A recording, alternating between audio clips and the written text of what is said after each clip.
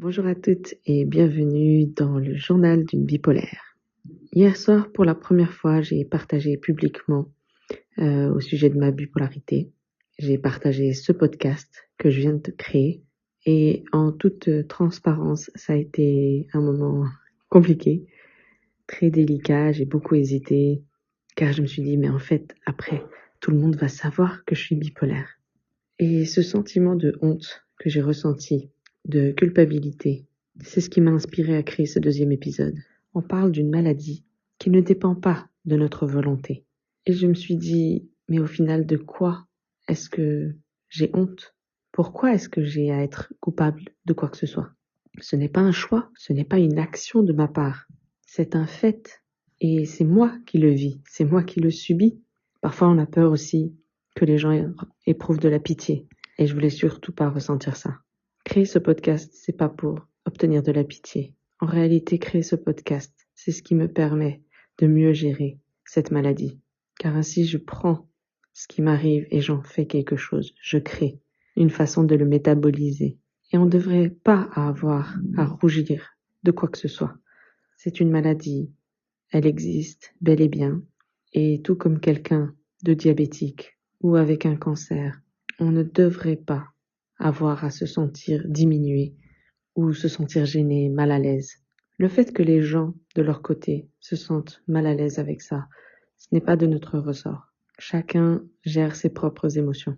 Mais je pense qu'en partageant sur ce podcast, depuis qui je suis, mon identité, mon parcours, mes valeurs et ma vision de cette maladie, je pense que je peux contribuer à ma façon à faire évoluer les mentalités, à faire connaître cette maladie, qu'on n'ait plus besoin d'en avoir peur et que ça devienne normal. Tout comme quelqu'un qui a des béquilles dans un bus, on lui laisse sa place. On n'en fait pas toute une histoire. On n'en parle pas pendant des jours et des jours. On ne le questionne pas. Notre cerveau fonctionne de cette façon. Il est très sensible à n'importe quel changement de rythme. Les changements, ça va pas très bien avec cette maladie. Maintenant, ce qui est compliqué, c'est que elle est très floue également, cette maladie. On ne sait pas trop d'où elle vient, comment ça fonctionne dans le cerveau, c'est encore on a encore peu de données. Pourquoi elle se déclenche? Même les médicaments. Pourquoi ces médicaments fonctionnent exactement? On ne sait pas. Pourquoi les antiépileptiques, le lithium? Concrètement, on ne sait rien. On sait juste que ça aide et que ça fonctionne. Donc il y a encore beaucoup de recherches et de progrès à faire au niveau de la bipolarité. Et la science évolue et j'ai bon espoir que dans les années futures, un jour, une solution plus permanente s'offre à nous. Mais je ne veux plus avoir honte. Je refuse. Je n'ai rien fait de mal. J'essaie juste de vivre ma vie le mieux possible avec cette maladie. Donc si vous aussi vous êtes concerné, vous pouvez marcher la tête haute et être fier de vous. Car ce combat, c'est pas un sprint, mais bien un marathon. Et pour toutes les victoires, toutes les micro-victoires que vous avez chaque jour qui passe, vous pouvez vous célébrer, vous pouvez vous féliciter. Vous n'avez pas à rougir, vous n'avez pas à vous sentir coupable, vous n'avez rien fait. Et parfois, ce qui se mélange, c'est la culpabilité des crises et de ce qu'on a pu faire pendant ces crises. Et que quand dans notre bouche, nous disons « je suis bipolaire », ça vient avec tout un bagage émotionnel. Tout ce que cette maladie a pu causer, tous les dégâts qui sont arrivés dans notre vie à cause de cette maladie. Et c'est ce qui peut nous leurrer, nous induire en erreur. Et c'est là qu'il faut bien distinguer les deux. Il y a la maladie, le fait de souffrir de ce trouble, et les épisodes maniaques ou dépressifs. Pendant ces épisodes, ce qui se passe pendant ces épisodes, c'est à voir avec les personnes concernées. En aucun cas, je nous déresponsabilise. Ce n'est pas du tout mon genre. Et le mal qu'on a pu faire est bien réel. Et si ça a existé, ça a existé. Maintenant, encore une fois, demandez pardon aux personnes concernées. Mais je fais bien la distinction entre ces deux choses-là. Donc, n'ayons plus honte. On a droit au même respect que n'importe qui d'autre. On n'a rien fait de mal. Nous ne sommes pas des meurtriers.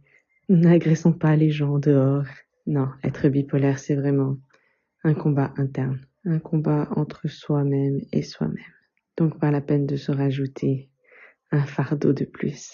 La maladie se suffit à elle-même. Je remercie toutes les personnes qui m'ont envoyé des très jolis mots, des beaux commentaires. Toutes les fois où je me suis lancée, quand j'avais peur, j'ai été agréablement surprise. Et c'est le cas de nouveau. Je pense que il y a plus de bonnes personnes que de mauvaises personnes sur cette planète. C'est ma croyance. Et je suis fière d'avoir les amis que j'ai. Je suis fière de l'entourage que j'ai. Et même si je vais avoir beaucoup cette pensée ces prochains temps de me dire « mais tout le monde sait que je suis bipolaire ». Non, je vais réorienter mes pensées parce que de 1, la planète entière n'est pas au courant. Donc on se calme Leïla. Et de 2, ça va aller. Je n'ai pas à rougir. Au contraire, je suis fière et courageuse d'avoir pris cette décision. Ça fait partie de se montrer publiquement. J'ai toujours été sur les réseaux, car pour moi, c'est vraiment un terrain de jeu et de partage et de rencontres. Donc, je laisserai pas cette maladie m'empêcher de réaliser mes rêves. Sur ce, je vous dis à très vite pour un prochain épisode.